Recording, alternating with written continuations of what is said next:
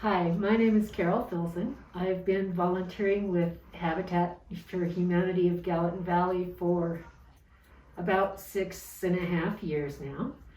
But anyway, I'm here today to give you a little tutorial on how to tile a floor. Okay, so the first thing we need to do is make sure that the floor you want to tile is nice and flat. We don't want high spots or low spots. If you have high spots, you have the option to sand them down so that they're more level or completely level with the rest of it. Or if you have some low spots that you really can't sand down to meet, you can fill them with either thin set or something like sheetrock mud. After you get it good and flat, you're going to install either cement board or wonder board. You score and break, get it so that you can fit it and get the entire floor surface covered. You usually screw it down. There are special screws that they'll sell you that I believe the only thing that's special about them is that they're coated so that if and when someone ever tried to take this project back apart, it'll come back apart easily or more easily. The other thing you can do is just plain use sheetrock screws, which is generally what I do. After you get your cement board put down and screwed down, in the joints, take some thin set and use something like this to smooth the gaps between so that you don't have gaps between and you have just a nice smooth surface. This is my trusty drill. What you need this for is to stir your thin set. And one of these guys is really handy to have with it. So if you don't have access to either of these, this is called a margin trowel. You can stir a smaller batch of it with this to spread the thin set. This is a trowel, and you notice it's notched on the edge. It definitely has to be a notched trowel.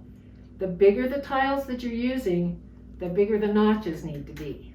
We're going to use 12-inch tiles, and these are 3/16 notches, so that's about right.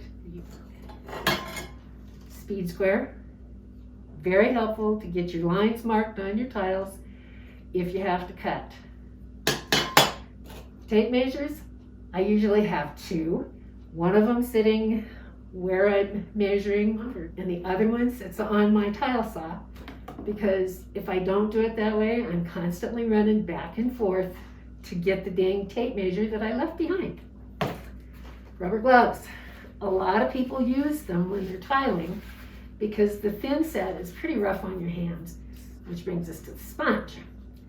After you get your tiles set down on the cement board, there's usually thin set on the top of them that you really don't want there. So you'll take your wet sponge and just wipe it off.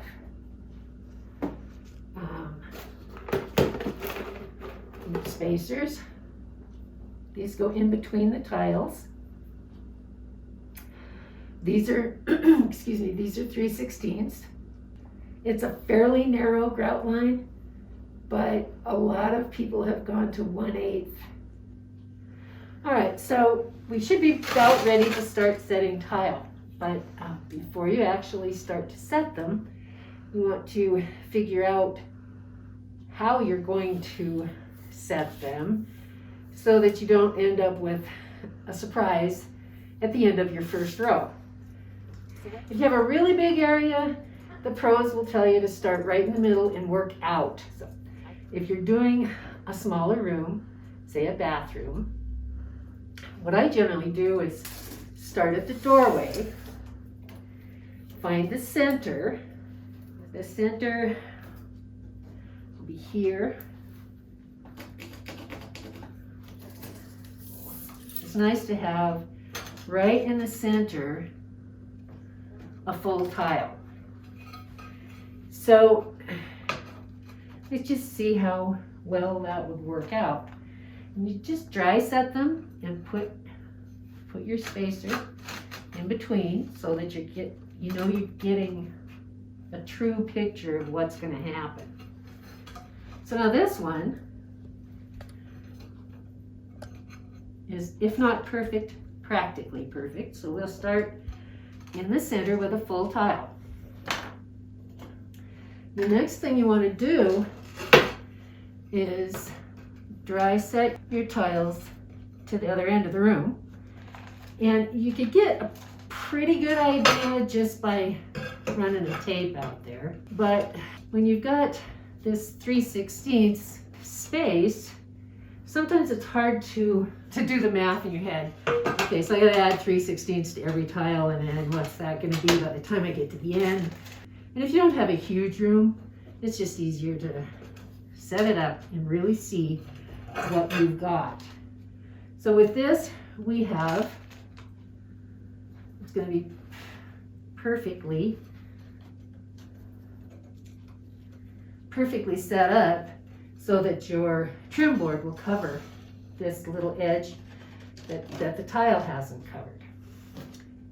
If it ended up that at this end of the room you were going to need just a very thin strip, it might be better to plan it by moving out so that you have just over half a tile here and just under half a tile here.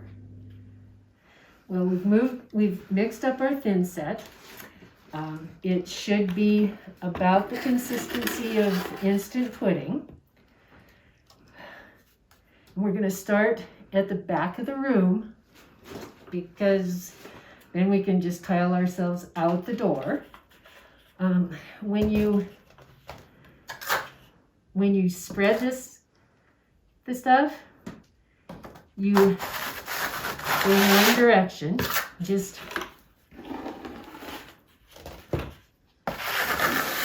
like comb it out. Does that make sense? So that all your sort of grooves are going one direction. You're not doing this. You're doing this. The reason you want to do it this way is that when you start putting your tiles on, you'll take a tile. I didn't get enough.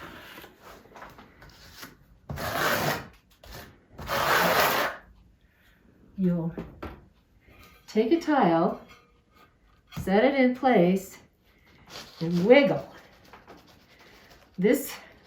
What that does is make sure you have a good base of thin set under it so that you don't have air gaps. If you leave big air gaps, you're likely to end up with a cracked tile later on.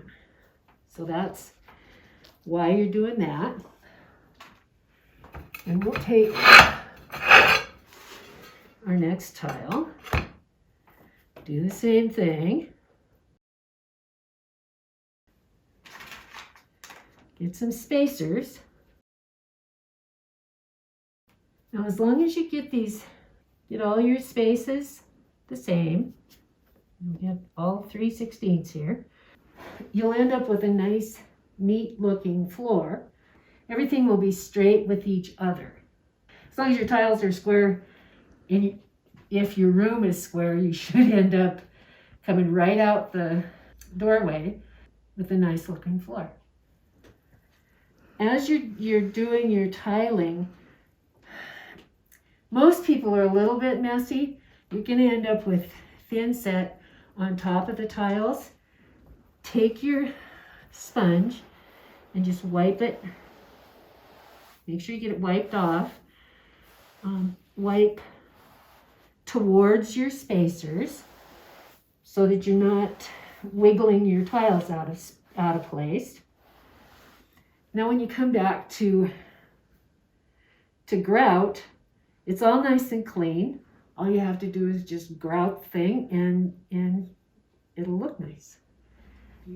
After your thin set has had 24 hours to set up, you come back and pull your spacers. Some of the ones, if you have done this, you may have to have a needle nose plier to get them out. Take your grout, which is also about the consistency of instant jello or instant pudding. Take your grout float and just come on a diagonal over the lines so that you're making sure you get them completely full.